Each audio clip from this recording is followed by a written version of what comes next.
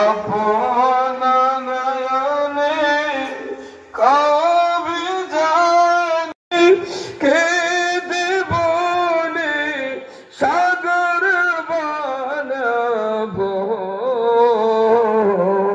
নবী নবী বলে আর কত কাল আমি কাঁদবো নবী নবী বলে আর কত কাল আমি আপন নয়নে কবে জানি আপন নয়নে কবে জানি নূর নবীকে আমি দেখব নবী নবী বলে আর কত কাল আমি দেখেন আশিকে রাসূলটা দৌড়ে আসতেছে একজন প্রেমিক বাড়ি ঘরে থাকতে পারবে না চিল্লায় বলেন ঠিক কিনা যার ভিতরে আল্লাহর প্রেম আছে রাসূলের প্রেম আছে রে মুর্শিদের প্রেম সে বাড়ি ঘরে থাকতে পারবে না গুনে কাটে যারে সে কি তাকে ঘুমের ঘরে আশিকে তাকে মাসুকের দিন আমি সাতকিনি পাখির মতো আশায় নিশি হইল গত তবু চরণ না পাইলাম দিন সাহেবে মুর্শিদজি আমার আশার আশায় গেল দিন যার ভিতরে প্রেমের আগুন জ্বলে রে রাতে ঘুম আসে না চোখের পানিতে বালিশ ভিজে যায় যার কবর নিয়ে চিন্তা আছে ফুলসিরাত মিজান নিয়ে চিন্তা আছে তার ঘুম আসে না তাহাজ্জুদের সময় ঘুম ভেঙে যায় চোখের পানি ফেলে ফেলে আল্লাহর কাছে দোয়া করে আল্লাহ কি জবাব দিব আপনার সামনে আল্লাহ তুমি যদি মাফ না করো বান্দাকে বলো বান্দা যাবে গোয়ার কারখাস আল্লাহ তুমি যদি বেজার হয়ে যাও আল্লাহু আকবার বলে আল্লাহ তুমি যদি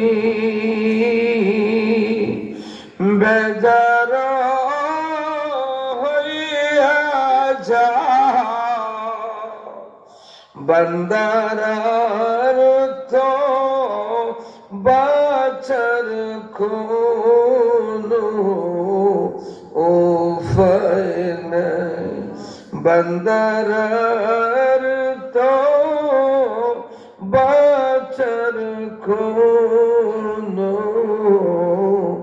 উপায় নাই উপায় নাই রে উপায় নাই রে উপায় নাই মইরা গেলে বন্দেগীর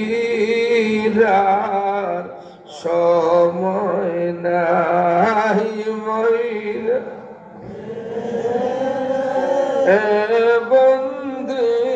বন্দেগীর সময় নাই বলেন আল্লাহু আকবার কবির মনোযোগ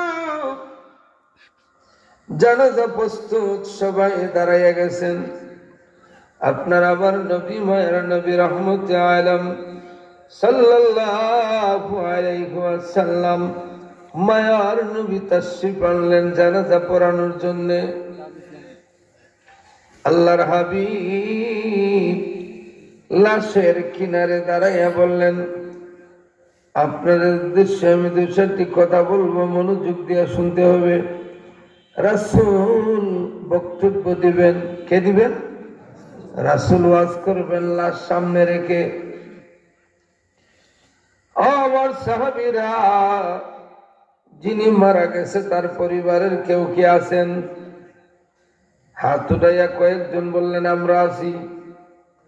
আল্লাহর হাবিব বললেন, তার আসল ওয়ারিসান যারা আছেন, মরণের পরে যে সম্পদের মালিক হয়, এমন কোন কেউ থাকলে আমার সামনে আসো। মাইতের ছেলে আসলো, ভাই আসলো। আল্লাহর হাবিব বললেন, সত্য করে বলো রে, এই মাইতের কোন ঋণ আছে কিনা? কোন ঋণ আছে কিনা? কথা বুঝেননি আপনারা? কি আছে?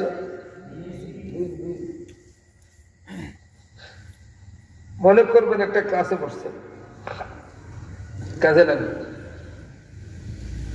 গভীর মনোযোগ।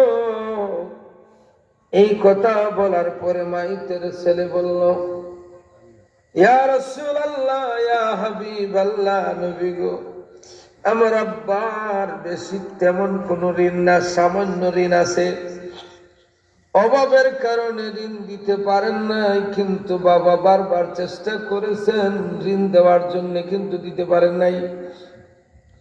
আল্লাহর হাবিব বললেন, আমার সাহাবীরা,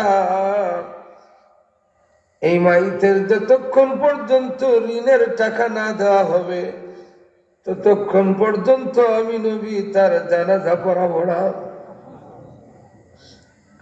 ঋণের অ্যাকশন বেশি না কম?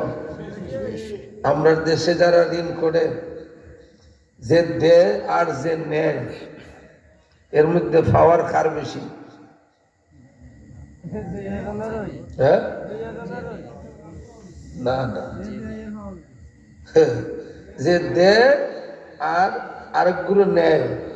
আমাদের দেশে যে নেয় তার পাওয়ার বেশি। ঋণ নেওয়ার পরে লোকটা বারবার বলার পরেও ঋণ দিতে চায় না।